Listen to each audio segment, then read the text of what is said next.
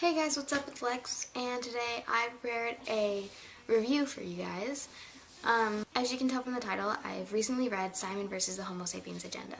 Now, when I first got this book, I'm gonna be honest with you, I kind of lost interest in it. I got it a couple of years ago, and it seemed like a really good book. It seemed like something I would be interested in. It was contemporary, which is generally my genre, and it was the genre that I was reading at the time. But something with me is that I have to be in the mood to read a certain genre. When I got the book, I wanted to read something more sci-fi. So after I bought it, I had the intention of reading it within the next couple weeks. What happened was I read the back of the book on one too many occasions, trying to motivate myself to want to read the book. And while theater and being gay are two aspects of my own personality, as well as Simon's, it just didn't seem like something that I would enjoy, mainly because I wasn't in high school anymore and I was done reading about high school kids. That was a time in my life where I was reading the Fifth Wave series, which I still have yet to finish. And Simon versus the Homosapiens Agenda isn't exactly post-apocalyptic or taking place in a dystopian future.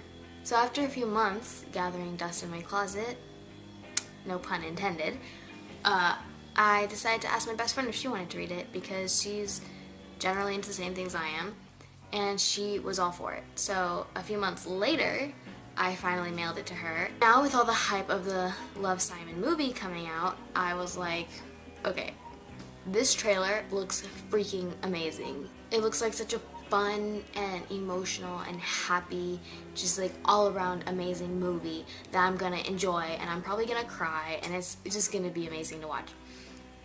And because of that whole reaction from the trailer, I was like, you know what?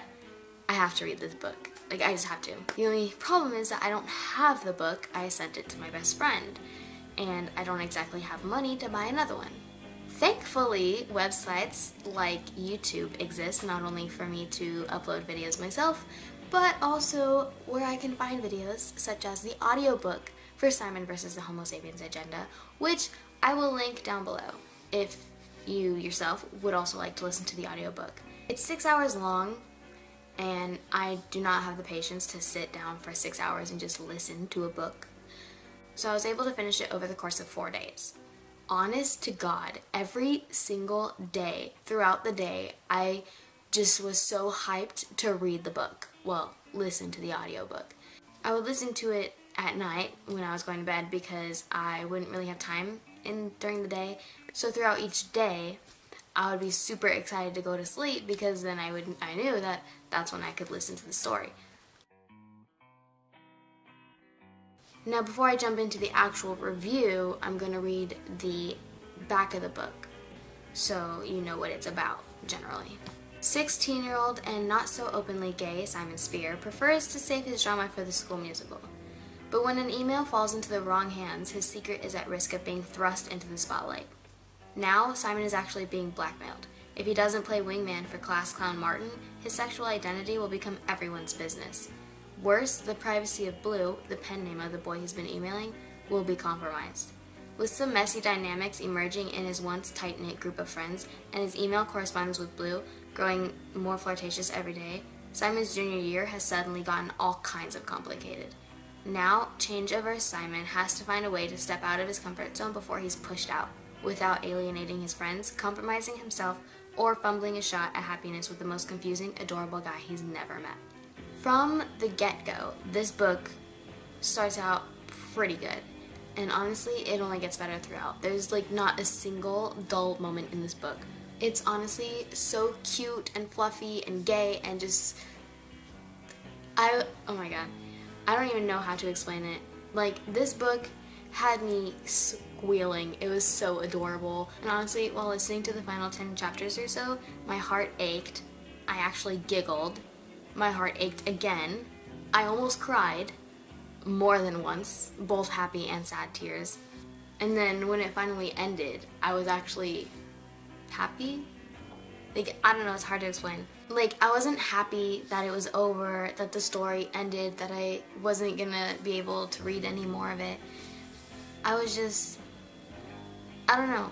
I was laying in bed listening to the audiobook, and then it just ended, and I was smiling, and I looked at my phone and I realized that it was over, and I was like I was so upset about it being over, but at the same time I was like just generally happy with the ending. And I don't think a book has ever really had that effect on me before. So like honestly it was kind of amazing. It was really the best book that I've read pretty much. And I think it's really funny because it went from being a book that I wasn't really interested in, that I didn't really want to read, to being my favorite book by far. I know it's kind of last minute because Love, Simon comes out this month, but I highly recommend anyone who can to read it or listen to the audiobook. Honestly, it's just amazing. It's such a cute book. It's so good. If you're into like contemporary novels, or even if you're not, at least give it a shot because it's so cute. Also, this video is not sponsored, but I highly encourage anyone and everyone to go see Love, Simon in theaters on March 16th. While this video may not be sponsored, I do care immensely about the representation of my community, aka the LGBT community. And if this movie flops, there is a very high chance that the amount of LGBT movies in theaters will drastically plummet.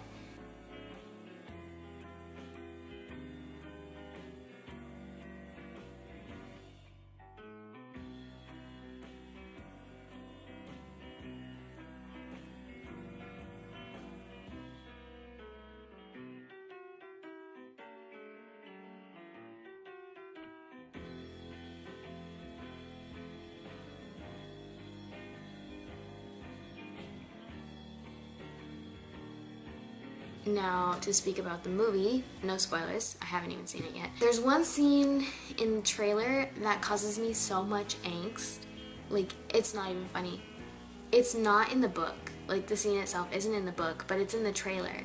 And judging by the characters involved in the scene, I can already tell that it's not gonna be pretty. Like, oh my god, just thinking about it makes me so nervous.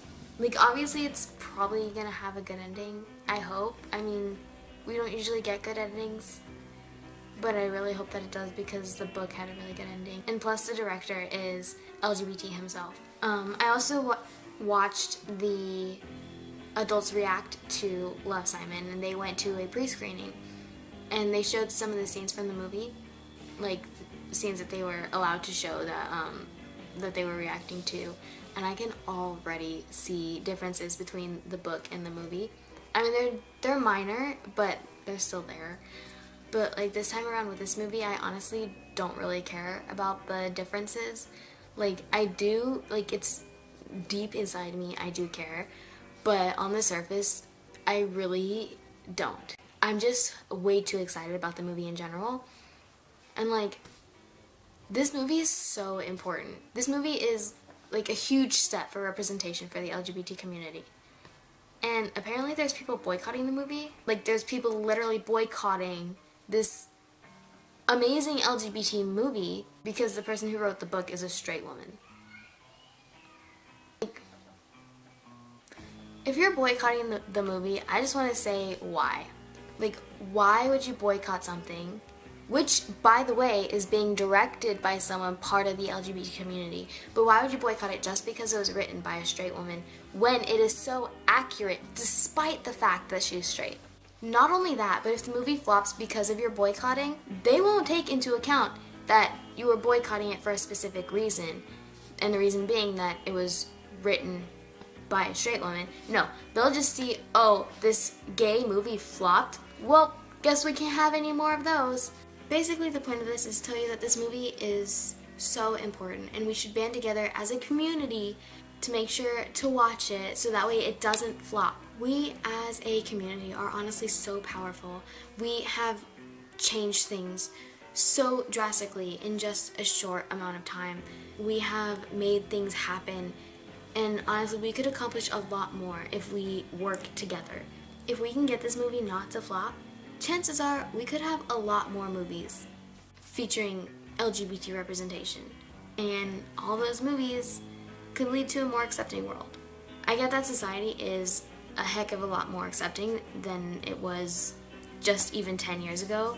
Heck, even like 5 years ago, But there's still a lot of work to be done. There's still so many people out there that are so against us. People who think very low of us. People who think we are disgusting, perverted, wrong.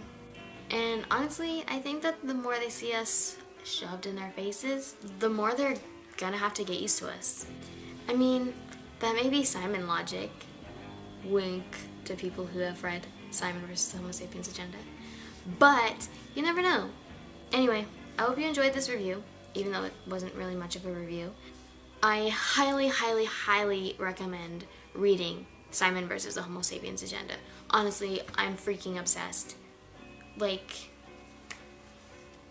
and please go see Love, Simon in theaters March 16th. Again, this video is not sponsored.